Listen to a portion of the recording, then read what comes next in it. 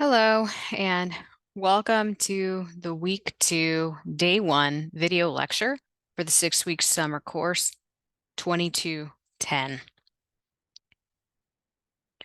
This week is about reviewing your rough draft, peer review, and creating a final draft. It's also about diving into PAD for purpose. Why do you want to write? What is the end goal in communicating? What can be accomplished and how can it be stated quickly, articulately, and persuasively, utilizing logos and ethos? For audience, once you know what you want to accomplish, consider exactly who's going to read it, as you'll need to mention their name and think of how best to convince this person, convey timeliness, such as kairos, and impart information. For design, review the final layout and look of the deliverable. Does it adhere to the standards of the particular genre, such as a memo, email, or a letter? For more about PAD and how to apply it to certain documents for Project One, review the PowerPoint titled Writing an Administrative Document, which can be found in the Week 2, Day 1, Understanding Concepts. As part of revising your rough draft for Project One, review the scenario that you chose again. Look closely at the wording and the details. Fill in the gaps on your own. Make stuff up. Consider what you like and what you dislike about the scenarios. Studying the scenarios in this way can be helpful to enact problem solving, which is part of your grade. I not only want to see you write in this situation, I want you to write your way out of the situation. Consider tone in a professional sense. You may know what tone means, but for the purposes of this course, we'll only focus on the 3 types shown on screen. Each type of tone can be used in different ways, depending on the situation and audience. Strive to write difficult professional documents without offending, frustrating, or confusing your reader.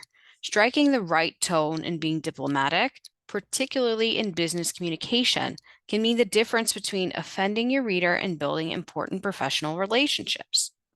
More immediately, it can mean the difference between getting what you want and being ignored. 2 types of tone that are most common in professional documents are passive and assertive, or we can also call it active. These examples on the screen demonstrate the fact that active and passive voice lend themselves best to specific types of business writing. We can see with the dog posters that an assertive tone is best to appeal to that particular audience and get attention for what's needed for that purpose. However, for the regulation image below, passive works better because it comes off as less attacky than the assertive versions above, because you're imparting directions or rules and people don't want you to be necessarily assertive or overly assertive when you're doing something like that. So active voice, it is a sentence in which the subject of the sentence performs the action, such as John washes the car. Passive voice is a sentence in which the subject of the sentence has an action performed upon it or them.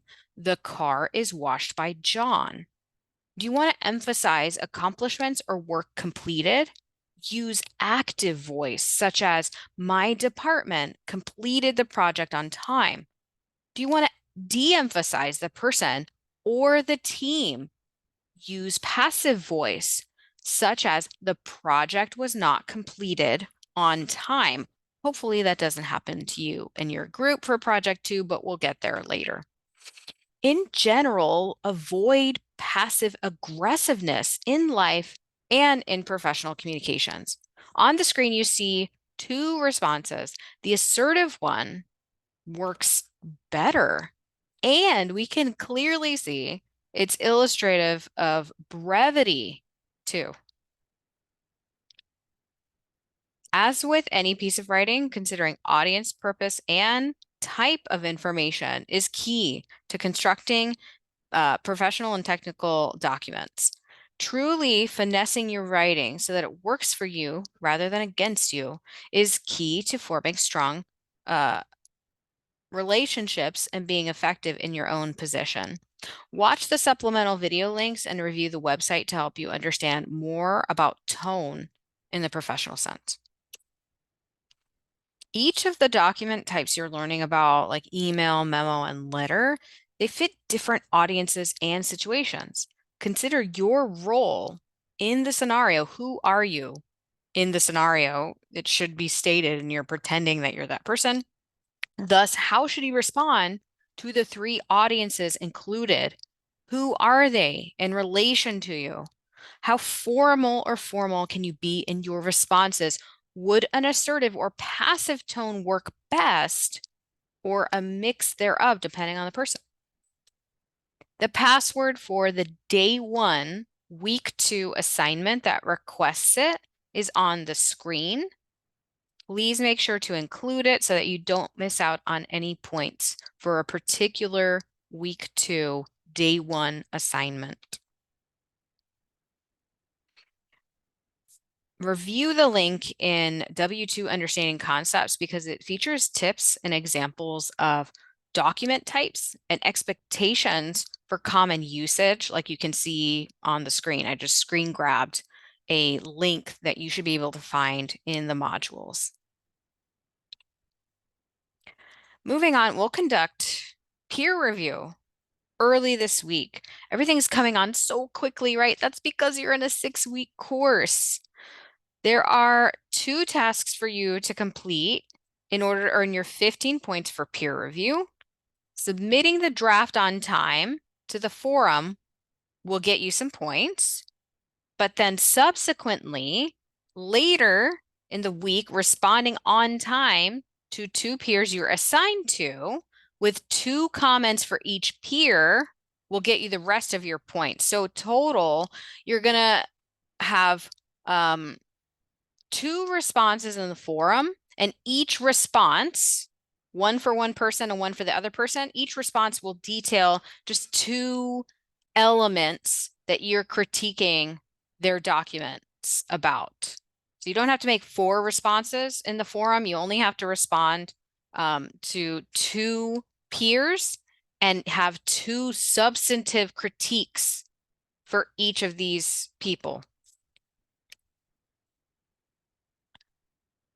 If you don't post your draft on time, you forfeit the 15 points that are possible for the peer review assignment. If you don't return to the forum to respond to those 2 peers with 2 constructive things to say about their document each, then you'll forfeit the remainder of the points possible. So now let's review the 2 day 1 assignments that are on Canvas. Let's go here and make that bigger. So you have 2 things to do, and one of them is the peer review, but first we're going to look at the small exercise that you have to do on your own. And there's kind of 3 parts. The first part is reviewing the 3 sample documents and then just picking one to then critique that one document in terms of strengths and weaknesses, but then from those 3 documents, pick 2 and explain why one is more effective and one is least effective. 2-ish sentences is fine. Lastly, pick one of those documents, maybe the weakest one that you picked right before, and rewrite it so that you think it more effectively accomplishes its goals, such as purpose, tone, audience, design, all of that. And then this is an assignment that is asking you for the weekly password that we just saw a second ago. So if you were to construct this assignment and you move through those 3 phases, it would be this. Pick one of those documents and analyze it for these 3 things. So 1 or 2 sentences per bullet point is okay. And then the second part is picking 2 of the 3 documents and saying, this one is the strongest out of all three, but then this one is the weakest out of all three, and explain why you made those choices in a few sentences. Finally, down here is going to be your rewrite of one of these documents. For whatever reason you chose to rewrite that one, that's going to be the last thing I see here. At the top, either bolded, in italics, highlighted something, put the correct video lecture password. So that's a 10-point assignment that won't be accepted late. Similarly, peer review will not be accepted late at any stage. So peer review happens in 2 stages. The first part is going to be you posting your draft. So yes, you turned in your draft to USF Writes, but that was for me to view, for your peers to easily view it. Click reply to the forum. And rather than attaching your document, which, yeah, that's easy for you. The easier thing for everybody is if you copy and paste your document to the forum so nobody has to download anything. Love it. Do it, please. If you attach, it's okay too, but it's just easier for everybody if you do it like this. Post your reply. You're done for now. And then after Tuesday, July 4th at 12:01 a.m. Eastern, then you should be able to see which peers that you were assigned to. If you watch this video starting at 43 seconds in, it's going to show you how to find your peer if you don't know how to do that. It also shows you like a bunch of fancy ways you can offer comments. Don't muck around with that bullshit. It wastes time. Just use the video to help you find out who your peers are, because Canvas will assign that, right? So after you have posted your reply and all your other peers have too, and you know who those 2 people are, before Thursday, come back to find their name, maybe using the find feature, like their name is, I don't know, Lynn, and Control F will help you find their post quicker that way. Hit reply. And then all you have to do is offer one comment and then a second comment about their draft. Both comments that you offer this first peer should have substance. It should consider a major or a small thing, sure, but it should point to detail. It shouldn't just say, you need help with proofreading. If that's the case, you should say, particularly in your email, you misspelled blah, blah, blah. Or for your memo, the design features were off, particularly the header. So for whatever comment that you offer, it should not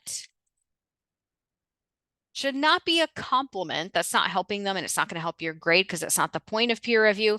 And it also should have detail in it. That doesn't mean it has to be a manifesto, a paragraph of stuff, just whatever you outline for them that they should strengthen their draft for.